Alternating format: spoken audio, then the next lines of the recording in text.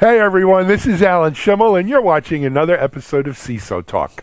CISO Talk is a bi-weekly meeting of CISOs and other security personalities where we talk about topics relevant to our security audience. And we've got an amazing group of personalities on this show. I'm going to ask each of them to introduce themselves.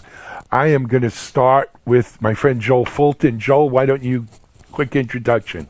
Thank you, Alan. My name is Joel Fulton. I was previously the CISO at Splunk and led security and risk teams at Google, Symantec, Boeing. Lots of startups, so I started my own startup in January of 2020, Lucidum. Thanks for having me. Thank you, Joel. Next up, we'll go to Anthony Johnson. Anthony, introduce yourself. Thank you very much. Anthony Johnson. I'm managing partner. I run an organization called Delve Risk. We do marketing research for sales and marketing teams, and formerly the CISO at organizations like JP Morgan, the Corporate Investment Bank, Fannie Mae, GE Treasury, a number of board seats. So I'm excited to be here. Thanks a lot. Excellent. Next up, Nicole Dove. Nicole, go ahead. Hello, everyone. Nicole Dove here. I am Business Information Security Officer at Warner Media. I host the Urban Girl Corporate World podcast, and I'm a visiting lecturer at Clark Atlanta University. Fantastic. Last but not least on our guest panel, Mike Rothman. Hello, everybody. So Mike Rothman, President, Disrupt Ops, President, Securosis, 30-year industry gadfly, been there, done that, screwed it up. So I'm really looking forward to this discussion with this esteemed panel of people who are far more talented than me. So I'm hopefully learning a bunch today as well. All righty. Matt, why don't you give your little background? It's not little. Matt Newfield. I'm the Chief Security and Infrastructure Officer at Unisys, and as always, excited to be here, be a part of the conversation. And then last but not least, Mitchell. Mitch Ashley. I'm CEO of Accelerated Strategies Group, analyst firm in the cybersecurity, DevOps, cloud space. And I'm also CTO, CISO with MediaOps with Alan. Absolutely. So let me see if I can hold this together. Guys, before we get started today, by the time you all are watching this, it's probably been almost a week, but we lost one of the best of us in the security field this past weekend, our friend Dan Kaminsky, who, besides being probably one of the best security researchers and most impactful in the kinds of things he worked on, was, I will tell you genuinely, one of the nicest people in an industry that has plenty of nice people, but also an industry that has plenty of ego, plenty of quite frankly, prejudice, plenty of issues we need to do better on. And Dan really represented better in so many different ways in the level of his research and the kind of person he was. And it's, 42 years old, it's just beyond a shame. Shame doesn't begin to go there. So if you don't mind, let's just take a quick moment to reflect and remember Dan Kaminsky, who represents, I think, what we all strive for.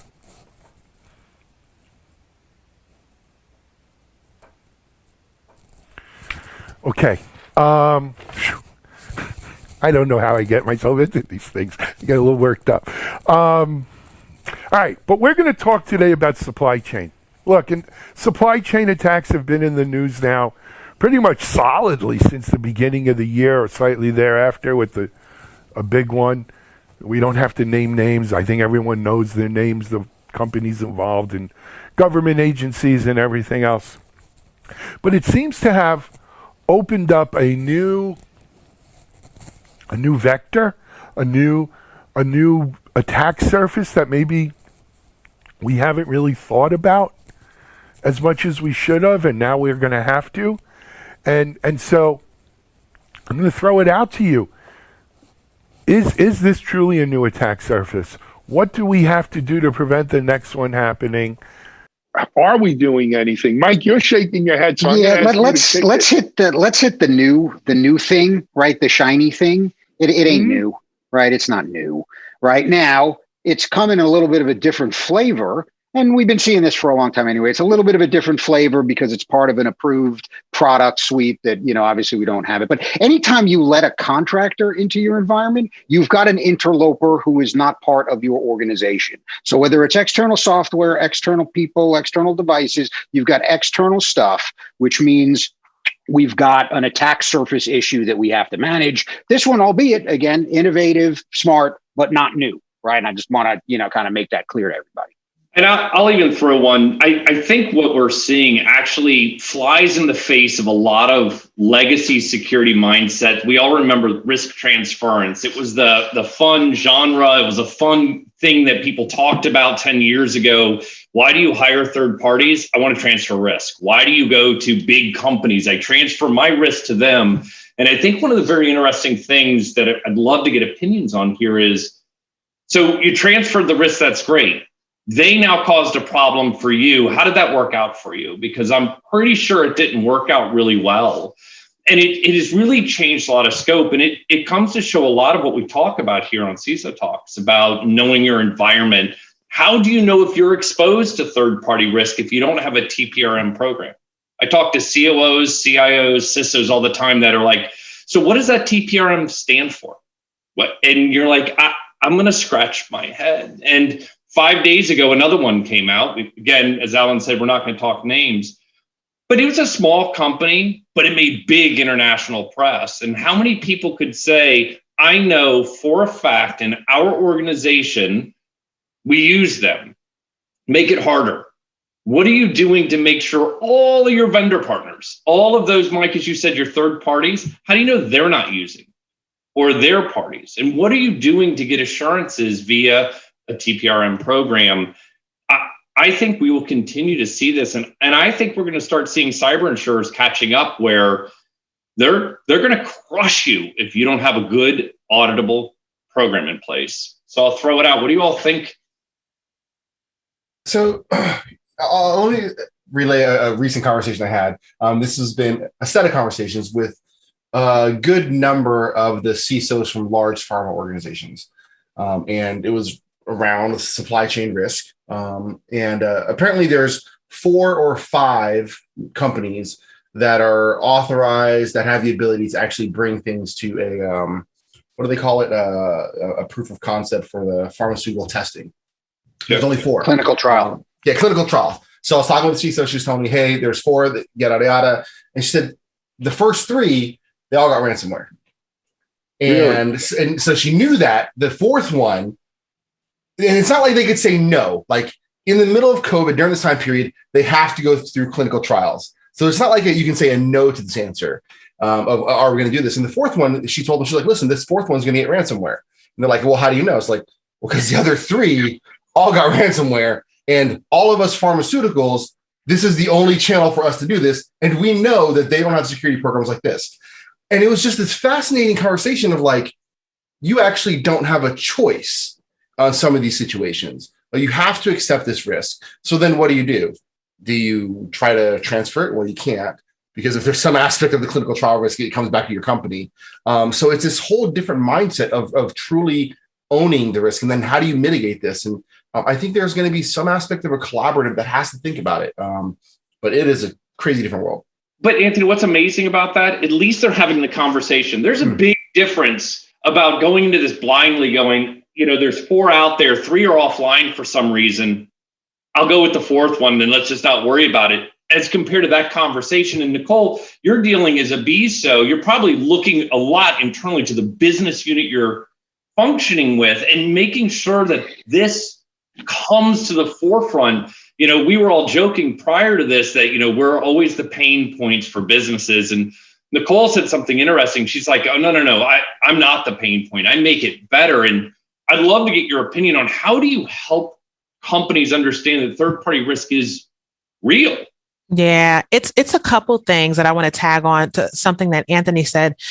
I think the conversation with business leaders is beginning to change, especially around accepting risk, because a lot of times I've worked with leaders who just say, "Hey, we want to do this. We know it's risky. Let's just do the paperwork." It's not let's just do the paperwork, right? We do have to get these risk exception agreements filed, but a big part of what I think a lot of BSOs and a lot of businesses are missing is that the paperwork has to include what is going to be your strategy for mitigating the risk that you are accepting. It's not just a green light to say, go do it anyway, but it's about really understanding the threat landscape and what all of that entails and how to just minimize it as much as possible. And then monitor for these types of things. How do you educate your employee base to not be susceptible to these things? And then what does your prevention and your incident response look like? And I think a lot of these third-party attacks are missing key pieces of that conversation, which is why we see them evolving and emerging and continue to happen. I agree, and let's continue that, because another thing we've been talking about is how do you do TPRM if you don't even know what you have? And Joel, I know your organization is building and helping give visibility. Where you come from, the SIM world. What are your thoughts on this? I mean, do you think we're moving in the right direction? Are we going backwards? So I thought it was interesting that Mike talked about this is not a new issue. This is not a new attack surface. I'll help prove it. In the 2nd century, Juvenal, in his satires, wrote, "Quis custodiet ipsos custodis." Now, you've heard this, you've read it, but it is... I thought I heard it before. Right? It's familiar to you, right? Yeah. You've got the bumper sticker, Alan. Yeah. Uh-huh. Yeah. It is who watches the watchman. So when you bring someone in to guard you, who is guarding their guarding of you? And it's not turtles all the way down. It's not driving apathy. It is truly... remember the 80s? Everyone that you are with is like being all the people they are with. That's supply chain risk management. And one of the things that we haven't yet touched on that I'd like to open the Pandora's box of is at one prior employer, we had to start a TPRM. If you remember in 2014, there was the Hydra issue that hit several security companies, and that was an attack by APT, we didn't call it that then, to get into security products so they could be at the kernel level of operating systems of the security vendors' companies. So we had to hit this TPRM, 16,000 vendors in our Oracle tracking system with very little detail about what most of those vendors did. Now, never let a supply chain breach happen. Go. What do you need? And that kind of chaos, how do you prioritize triage, understand the services when this is a job most people don't like? This is a garbage job, doing third-party risk management. So I think we've got two issues. We've got chaos, complexity, uncertainty, and we've got lack of treating people well who are good in that area. So, there are a couple of different ways to go through that. And thank you for the Latin lesson, Joel. That was fantastic, right? It's one of those things where, oh, okay, got it, right? Yeah, I've totally heard that before. But, I guess I kind of look at this more from a structural issue as well. I mean, the program is the program. We got to ask questions. We got to scan. We got to pray, right? A lot of prayer, because with 16,000 of anything, right, there's no way you're actually, kind of going through the process of really validating a lot of these things. But we also don't need to be hurting ourselves in the process, right? So if we've got a big ass flat network, you're asking for somebody to come up and kick you in the groin, right? It's as simple as that. Right. If you moving a whole bunch of stuff to SaaS or cloud and don't have proper segmentation, isolation in a lot of these environments, you're asking for trouble. Right. So one of the things that's most exciting about a lot of the evolution of the infrastructure, right, SaaS, cloud, PaaS, a lot of these other things, is that we can really restrict the attack surface. We can build default deny connectivity between a lot of these places. And can we eliminate all the third-party risk? Absolutely not, right? A percentage of those things are going to get popped consistently every week, every month, right? Every quarter. But what we don't need to do is, assuming we get popped, is give them free rein on everything else. right? And I think a key part of this is not just, hey, let's empower the TPRM people, they're going to fix everything. It's no, let's think about our infrastructure and how do we reduce blast radius knowing that something is going to go boom, because we've all been doing this and I'm 30 years in, right? I'm sure a bunch of you are in similar type of boats. It's going boom, right? That's what we've seen every damn month since we started this thing.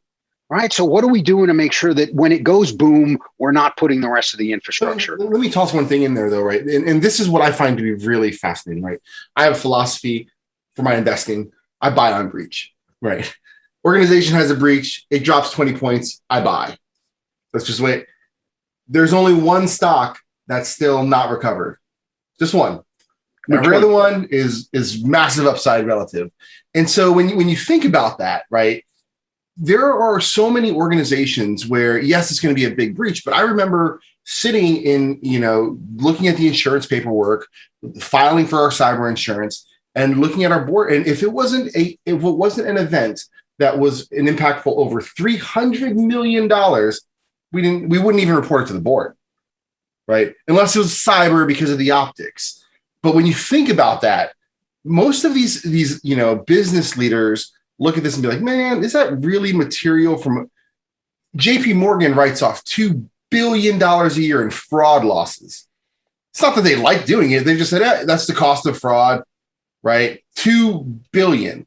And so we have to have a different view of how supply chain risk trickles back to us. What is the real impact of a breach to an organization? And I love using this analogy. It's if a business owner, a CEO, was given a magic genie lamp, said, hey, you rub this lamp, tomorrow you're going to have a breach. You're going to make $100 billion. That leadership team will have a conversation. They might. The question is whether the CISO will be invited to the conversation or not. Right?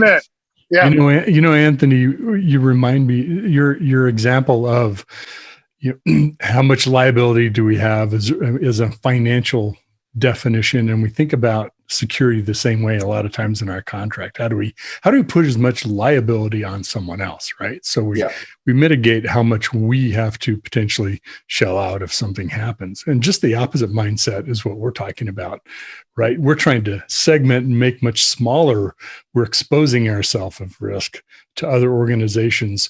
So in some ways, the existing kind of business parameters, whether it's fraud or losses from other kinds of events, they're the opposite of the way we need to think about security and how we manage that risk. So I think there are three things companies still do wrong today that always shock me when it comes to TPRM, and they're pretty basic in my opinion. We're talking big numbers at here. We've all worked with some very large organizations, 5,000 vendors, 16,000 vendors. I know companies that have 40,000 vendors. And you start talking that numbers, it sounds like this is insurmountable. But there's a big difference between the vendor you're using for your circuits and the vendor you're using that's cleaning the gardens outside of one of your offices, or the electricians that may be doing some work in a certain part of your Tell that to Target, though, Matt. Right? It was an AC HVAC vendor who. Yep, they were the data. So it's always funny. We tier our vendors into three tiers: tier 1, tier 2, and tier 3. Tier 3 have no way they could do any real impact to our corporation. And tier 1 being they can. And by the way, custodial services inside of an office building, those are always required tier 1. They have access to your facility. I worked for a company years ago, and I remember we used to have these massive phone bills. And we had a forensic auditor come in, and it was the cleaning crew in the middle of the night was calling home countries and hours and hours and hours of problems. We were finding some of the paperwork missing out of offices. And again, not where I work today. This is 15 years ago, but they were stealing it and selling it because they could make money. But by doing that, you can change TPRM to focus on 5%. 10% of your population instead of trying to do the same thing. And for us, we look at that smaller population. I don't trust that people are going to fill out a STIG, for example, correctly, because you give me a STIG and you don't make it so I'm really responsible. Sure, we do all that stuff. People do that to you all the time. With that population, you can actually verify. Set up a video conference and make them show evidence that they're doing the things they're saying they're doing. And the hardest of the three that I just quickly want to throw out and get your opinion, how many times have you talked to an organization that has never actually done it, even something as simple as a tabletop exercise with a key vendor? They're your circuit provider. They're your disaster recovery provider. They're your something that is impactful, and you've never done a DR with them? How do you know it's going to work when, the proverbial stuff hits the fan? You don't, if you don't practice. And then it's education. People do not educate their organizations on the importance of this or even how to calibrate a company. Nicole's talking about going back inside of her business, and Anthony, some of the stuff we're all talking these things, but we're not coming from the same definition standard. Forget globally, forget industry, but even inside of a company, if you don't set with your board, with your senior leadership team, with your business owners, when I say this is the definition, do we all agree? And you constantly remind them, you're going to fail, because we throw out these really crazy words like breach all the time. Breach means something different to every company. And people throw these terms around way too much. Sorry. Do you guys think it's different when and as the vendors become bigger than the companies? And because there used to be a world of where, we would go talk to our telcos and say, you know what? I'm this company and you're going to go do this for me. And now you can be like, hey, I'm JP Morgan. And Amazon says, okay, that's nice. Here's your terms. You don't get to negotiate anything. Oh, yeah. Oh, yeah. How does that change with supply chain as the suppliers get bigger and more consolidated? Because we lose a lot of the oomph. So two pieces of that. Oh, go ahead, Joel. You go first.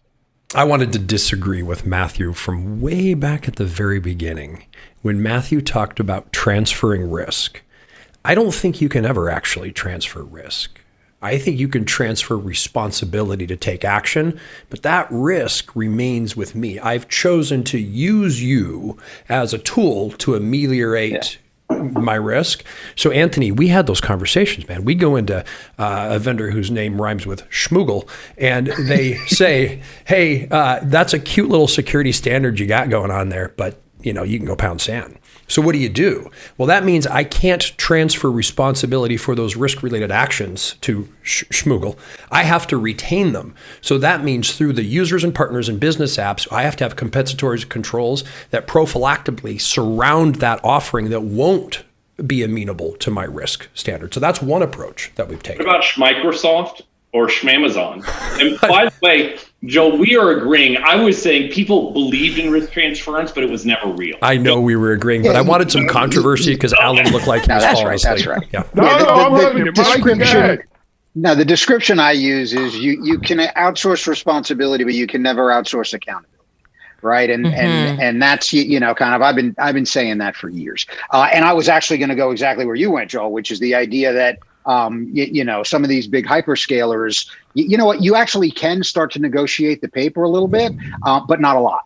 Right. So they'll work with you a little bit, but not a lot. Right. So what you can see and what they are pretty good at is documenting a lot of the stuff that they have. Right. Not just their SOC 2s, but their control sets. I mean, all that stuff is documented. Then it's up to you to take that. So it's the whole compliance inheritance idea, which is they're doing a certain amount of stuff on their infrastructure. I know what that is. I can document that. I can show how the whole chain of events works when I'm sitting with my assessor. So my stuff is on top of that. I know what their stuff down there looks like. So do I really have to verify what they're doing? Probably not, right? It's the other 8,000 vendors that you have that are really problematic because they don't have all that stuff documented. They probably lied their ass off on their cake, right? You usually look at the CSA cake and go, oh, these guys do this. It's just like, no, they don't. I'm telling you, they don't do that. There's no way they did that. Right. So then again, it just gets back to the whole idea of we can't do things and have no risk. Right. So what we have to do is, and I wouldn't even say focus on detection and response. Yes, we have to do that. Right. But architecturally, this is where we keep screwing things up. And I'll come and hit the same point again. Architecturally, we're not helping ourselves by putting all these things in one place. And, and we do a lot of AWS and Azure assessments now. And I can't tell you how many times we walk in and they have, well, we've got 15 production apps in this account. And I'll just look at my watch and go, you've got about 10 minutes and you're dead. And they'll be like, what are you talking about? I'm like, oh, sorry, I was wrong. You've been dead for about 3 weeks already. Right? Because once you put a whole bunch of stuff in one account, you're dead. You're just asking to be dead.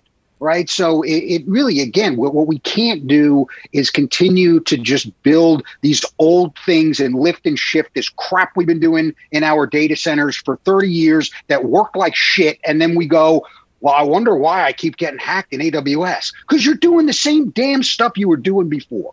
Mike, right? If we don't take some passion around this, it's just I hate it. Well, because I have the same conversation 15 times, Matt, and it pisses me off. Right. And that's what it is. It's just I get irritated. So, Nicole, now you know the real Mike Rothman. I see. That used to be a lot grumpier. I'm actually a lot more actually mellow. the Imagine what I was like kinder, 15 years ago. Yeah. The kinder Newfield Mike knows what I Rothman. was like 15 years ago. Yeah. I think Anthony makes a good point, though. I want to jump back to that because I actually had a business partner at one of my old companies say, we have this vendor and they're so big, they don't care what we ask them for. And the reality is, you have to go toe to toe with your vendor sometimes. Like you do not know unless you ask. And a lot of times it's all about negotiation and influence. Because when you come to the table, sure, you have an ask. A lot of times I even challenge my business partners to go to our vendors and ask them to comply with key pieces of our policies, of our baselines. You would really be surprised about how low cost it is to get them to do that and how willing they are. But I think that there is this perception that these companies, to your point, Anthony, when they get so big, we're just a small piece of the puzzle. But the reality is if you go to them with an ask, and maybe that's not it, but if you come to the table with some sort of solution, you'll be very, very surprised about how willing they are to work with you. There was a subtlety you threw in there that has been very useful. And that is typically, I'm the department of no. And by the time that supplier review gets to me, I'm the guy saying, okay, let's go check the tire pressure and oil pressure. But if I can grab the person that they're selling to inside my org and have that person come to that supplier and say, here's some problems to solve. Now, instead of 2-on-1, it's the two of us on the supplier. And they will more often, Ben. That was a really good nuance you pulled out, Nicole. Yeah, it's the brilliant way to do it is when you put money speaks at a lot of these organizations. And if you get if their seller that is selling to you, get them involved or your client relation, because a lot of companies also love NPS. And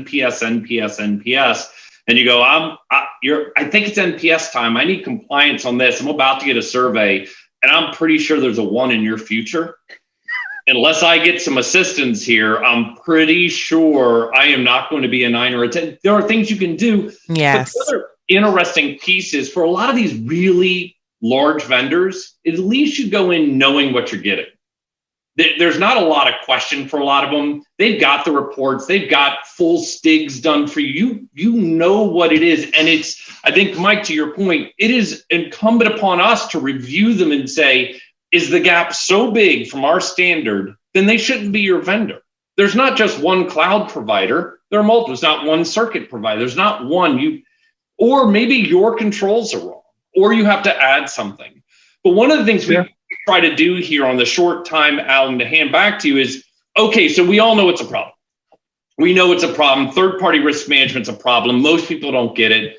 So we always want to leave parting advice, especially from experts like the four of you and, Mitch, Al, and I will keep our mouths shut. But what do people do? How do they start? Because again, you all have said 10,000, 16. How do you start when you have this monumental problem? And I don't know of another organization where some executive goes, okay, group of people, you no longer have a day job because your day job is TPRM. I would love to see that because it's been, it's 5% of your job and 10% of your job. And maybe if we're lucky, the legal team will get involved when they're not busy doing legal stuff. Now what do you do? And that's the big question for me is how do we help people watching this start? Anybody? Yeah, I think what's interesting is that this is the space where we should have had enough innovation to have a utility service. Meaning there are so many companies using these same vendors. We're asking very similar questions, but I hate to say it this way, our CISO cyber egos say, no. The way I frame the question is way better than the way they frame the question. So you have to answer my version of the question.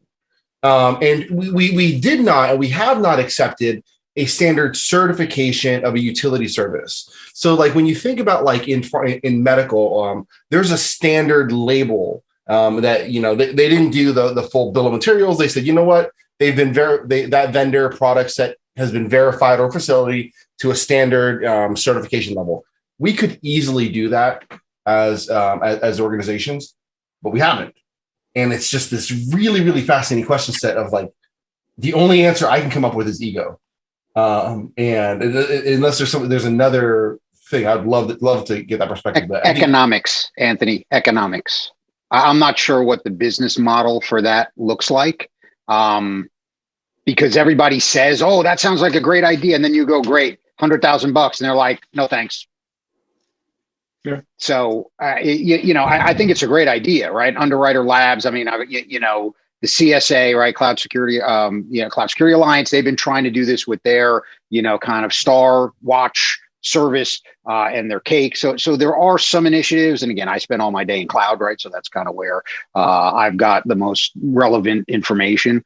But it's been a crappy business for them, right? So it's one of these things that it makes perfect sense, but it doesn't necessarily translate to, somebody wanting to invest in it. I had a couple ideas. As sad as that is.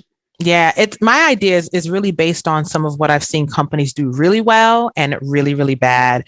One thing that I saw really slick, and this may be prevalent, I'm not sure, is I've seen a partnership between the information security teams and procurement. And at some organizations, they will not even let you sign a contract if you did not get the green light from CISO. I think the second part to that, though, is that's great, but you've got to make sure that the third-party risk management program is ever evolving, because bad actors just get smarter and smarter as the days go along. So that it just can't be stagnant for a point in time. You have to have some analysis and assessment of their behaviors. I've even seen even as much as the different profiles that they use to carry out some of these attacks. And you would also be surprised about how many organizations don't have recurring third-party reviews with the companies that they're already engaged with. Like that just blows my mind. And I think the thing that sometimes we all forget is, how do you make security hygiene digestible for your employee population? Because as we've seen with so many of these attacks, it's the people who we have granted access to the data that we're trying to protect that are the biggest risk to it. So I think it's a combination of that and probably many more that you guys can add on.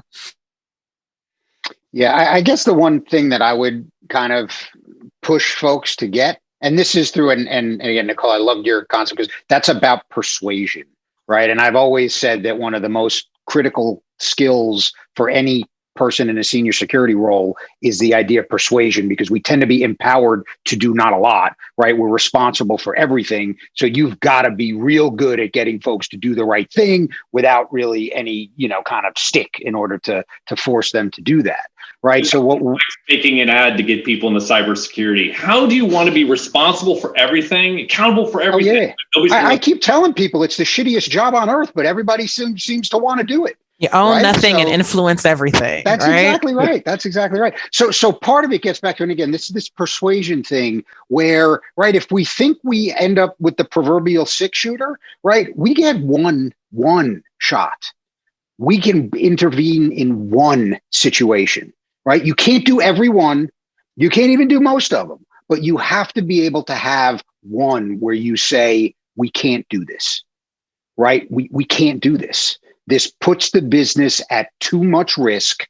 It could be somebody huge. It could be somebody small, but you have to have enough credibility internal to the organization to say, we can't do this, and for them to listen.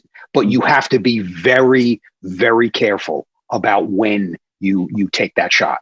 Right? Because you have to be right and you don't get another one. Right. So, and again, there are millions of things that you want to do. There's only one that you have to do. And if you can't get that, if you can't get one, you probably can't be successful in that environment. And the good news is you work in security. There are thousands, if not tens of thousands of companies that need your skills. Go find somewhere else. Right. Because you can't be successful in that place. So I have to add on to that. And I think a lot of that might comes down to definition. right? It saying no, if people believe you're saying no because you're the crazy cyber person, right? That's where you run into problems. But for us here, and Nicole, I loved your definition because that's what I implemented here. We have a procurement process, third-party risk management process, where my team has multiple gates in that process. If we say no, with SLAs, we use SLOs here internally, obviously, but I have a certain amount of time to review those. We give it a rating. And we even went so far, Mike, to our definition of who can actually accept risk, and business owners can't accept that risk. There's a select few individuals in our corporation who can accept risk, and we have no problem. If they want to, if I say no, and this executive wants to accept the risk, it goes into my risk register. It's reported to the board on a quarterly basis. Rock and roll. Accept the risk all you want. I said no. I said no. You said yes. You want to override it? Here's your form. And I can tell you, in the years I've been here, that form is blank. Nobody wants that, right? And it's there's always the alternative. And I think the other thing to throw out there is we talk about the office of no. We got to change that. We're the office of no, but here's what you should do. And Mike, you and I've talked about, we've all talked about Sure this. have. That's right. It's no, but here's a better way. Here's a more secure way. Here's a less risky way. But it's around that definition, setting things up early on in the process so that you can build those relationships. I like to think of it not as being in the business of no, but helping them find the most secure, thoughtful yes. Yeah, yes, and think of it as yes. Yes, and How about yes, and fill we out that can? paperwork. Someone did that already. Fill out that paperwork. Sign your name right here. If there's a little pin there, put a little blood. It's good. Don't worry about the blood. It's clean. Joel, I know you've been chomping. Well, I'm dying to go back to Anthony's comment because I've been on both sides of that. Any Latin on this one? I'll leave the Latin alone. I apologize for that. I thought I was that was in church. It's that was a okay. faux pas. On Like a my different part. No, Latin. Huh? Oh, How's Rich, you know, okay. you brought a little class to this, Joel. Thank you very much. Very, very, very little. Yeah. We on both sides of this TPRM, we have tried as a vendor. Well, I've worked for vendors to give one unified, responsive questionnaire to all of the divergent requests, something that includes bits to COBIT for the gaming industry, something that's got the HIPAA and a Rosetta Stone. And people are like, yeah, that's neat. But when we do our TPRM, what we actually do is we've got a spreadsheet and it gives us a color based on your answers. And someone's got to put your answers in a spreadsheet. And that someone's going to be you, brother. And so we're stuck. And then on the other side of evaluating them, there are all these companies that have come out that are sort of reputation management companies. I'm going to scan your AWS infrastructure and look at Shodan and tell you you have an F, but if you pay me, we can make you a C minus.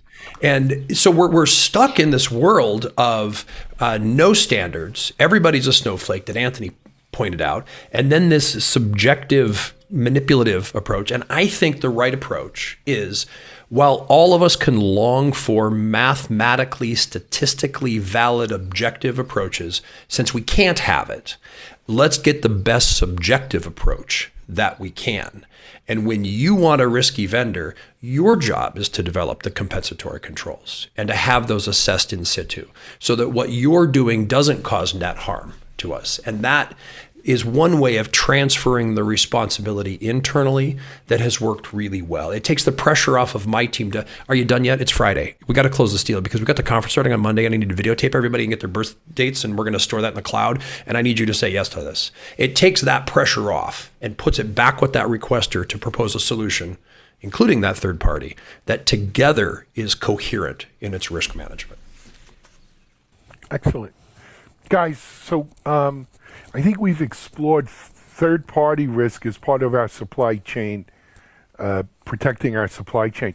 We're going to take the next 2 hours of our show to talk about other supply chain risk. Well, fortunately, we're not going to be able to do that today, though, because we're already well into our 45-minute time frame. But this was a great conversation. There's obviously more to be said about supply chains and what we can do to protect for the next supply chain hack. Because that frankly is another problem in our world of security. We're always fighting what happened the last hack, not what happens the next hack, right? It's not going to be what happened to the company at the beginning of the year. It's not going to be what happened to the company just this past week, Matt. It's going to be what happens next time. And anticipating that is what, I used to have a lot of hair. Mike's hair was black. It's what keeps us going at that, right? So anyway, though, I want to thank everyone for joining us on this CISO talk. I want to just go over, our panel members. We don't pay people to come on our show. We invite our friends to come on and talk. But the least we could do is give them a shout out in terms of their companies. Joel, you just started. It's Lucidum, right? Is it lucidum.com? Yes, sir. Lucidum.io. IO. Got it. Anthony. Deliver Yes. risk. Is that how you pronounce it? Delve Risk. We do Delve market- risk. Yep, sales and marketing research, studying Fortune 1000 companies. Fantastic. Mike. DisruptOps.com, like it sounds. And Securosis. And Securosis, but I do a lot of stuff. Nicole. So I have a podcast, Urban Girl Corporate World, and I also am a public speaker on Winning at Work. So that's a lot of fun. Check that out. Matt, you're a host, Matt. You don't get to say you're at Unisys.